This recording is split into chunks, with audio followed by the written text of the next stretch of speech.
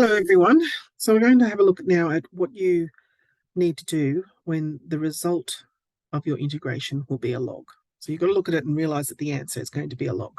So before we do that, let's just remember what happens when we differentiate when we've got a log.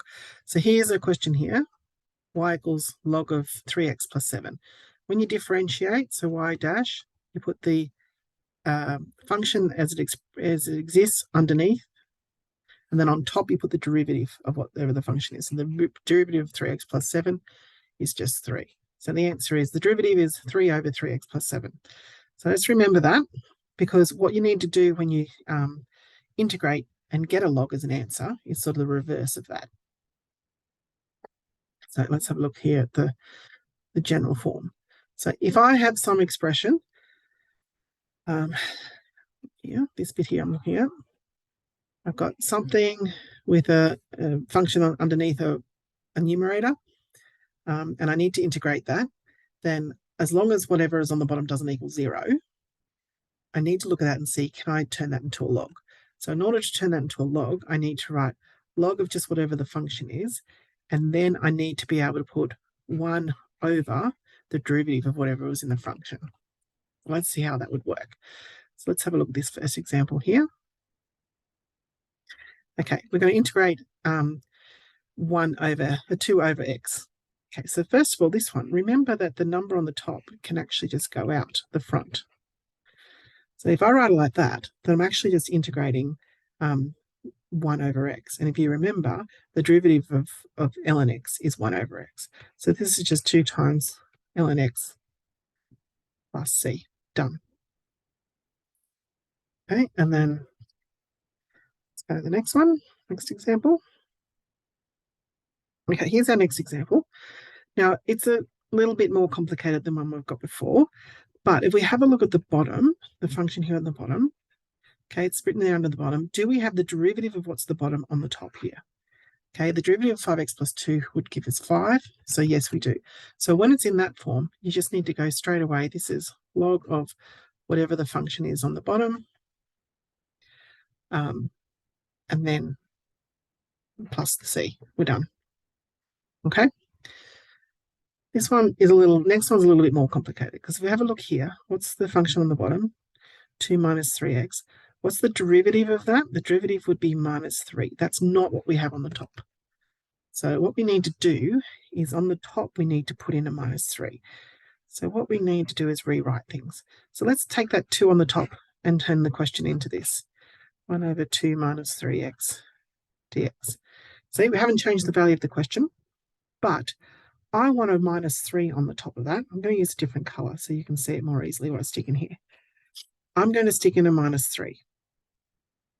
Okay, so put in a minus 3 there, and that will help because I need the minus 3 when I differentiate this to get that. But I can't just stick a minus 3 in and not balance it over here. So I need to balance it over here with a minus 1/3, because minus 1/3 times minus 3 will give me 1. Okay, I'll just write that over there.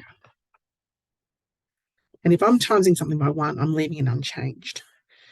So what do I get here then? I get out the front here is minus 2 on 3. And I've turned the question into this. Now that's fine, because now on the bottom here, I have the function, and I have the derivative of that function, which is the minus 3, on the top there as well. So I'm ready to just go, well, this is ln, put this out the front, and then ln of the function as it exists on the bottom. Okay? Okay, now let's do, this question's a little bit more complicated. I've got the y dx is equal to that, and I need to find y. So first of all, let's just do the first bit. Let's integrate 2 over 5 minus 2x. Just that bit. Okay, what do I need on the top? I actually need a minus 2 on the top, because the derivative of this is minus 2. So I want a minus 2 on the top. So I'll do it in a different color again. I actually want a minus 1 up there to turn that into a minus 2, but I've got to balance it with a minus 1 out there. Okay, so let's go and do that. So the question is now becoming minus outside of minus 2 over 5 minus 2x dx. Okay, I can differentiate, I can integrate that now. It's minus ln of 5 minus 2x. Okay, so the question says find y when we know that the derivative was that, and we know y equals 10 when x equals 2. So this is my y, because that was my dy. The first thing was my dy dx. So if I've got y is equal to all of that, I need to let y equal 10 when x equals 2. So I say 10 is equal to minus log of 5 minus 2 times 2 plus c.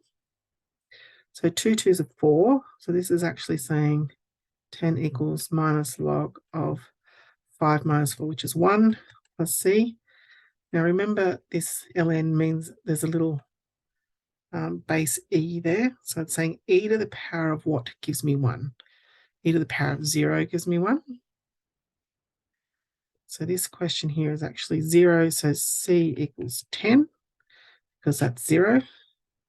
And so therefore, I can finish off with y is equal to minus log of 5 minus 2x plus 10. And I'm done.